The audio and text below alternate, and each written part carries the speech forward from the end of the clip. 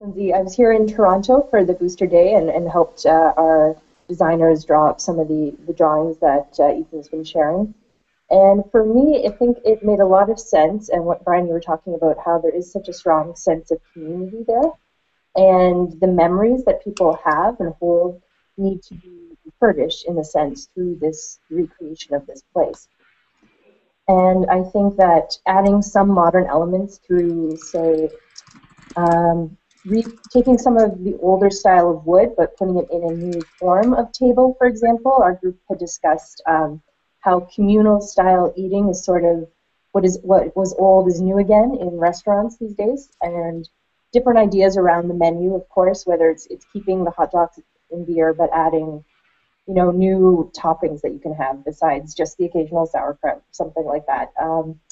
And we weren't sure one thing we wanted to keep was that sense of the boardwalk, of course, and the way that light can travel through the restaurant potentially from the street side to what is, I guess, the beach side or the opposite, to be able to carry that through with a lot of light and windows.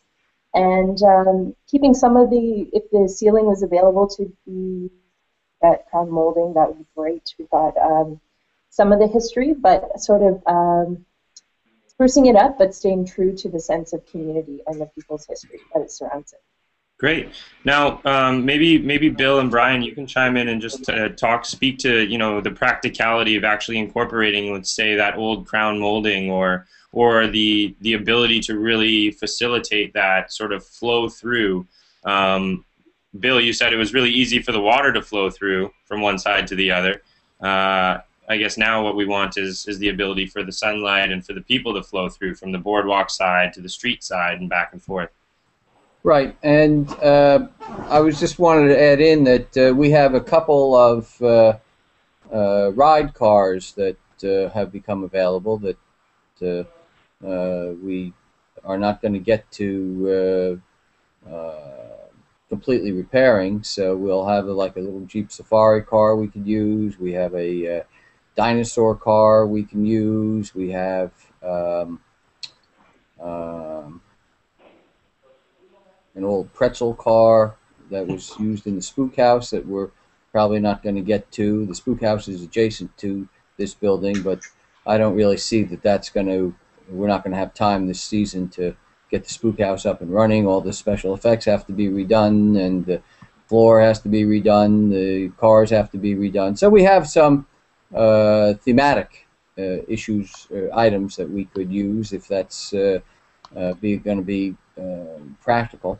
The ceiling, the tin ceiling, is got many layers of paint on it, but if we can find someone that is into restoring, they can take the paint off and we put new paint on so that the ceiling is more pronounced and not gummed up with 20 layers of paint, so that the relief will be more obvious. We can get more of the ceiling. I don't know if it would be exactly the same, but it's close enough that nobody would really know. In the room closest to the street that we're looking at now, we had put a new ceiling in there with hi-hat lights, so I'm not too sure what we can do with that, but we certainly could put some kind of crown molding on the perimeter of the room. So we have a lot of possibilities, a lot of options. Fantastic. Well, you'll be glad to know that those tin ceilings, often identical tin ceilings, are still available today. That from the exact same catalogs and manufacturers who made them sometimes as long ago as 100 years ago. So if you did want to try and replicate the original ceiling throughout and didn't mind losing the authentic panels and replacing them with new ones and putting a couple of coats of paint on those, I think there's a very good chance that you could achieve that.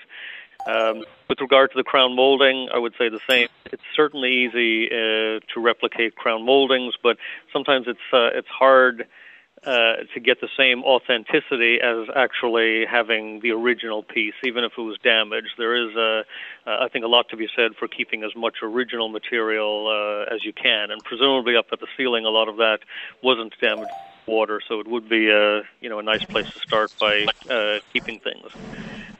I think because of what you're saying that the town is requiring you to do with fire-rated walls and so on, it sounds like the extent of the damage was sufficient that you've triggered yourself into a zone where there's going to be some new code compliance required.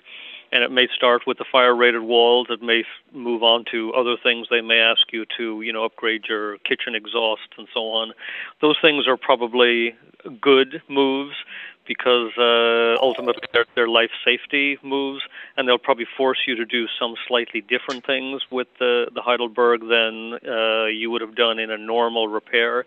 But I think the approach always is to sort of see those things as positive causes of change rather than negative things that are interfering with an idea which may have served its time.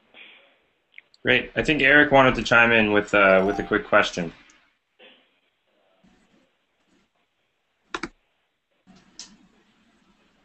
I think, well, my question is a bit off topic now because we're talking about the ceiling and the decorative elements around it. My question was more to the addition of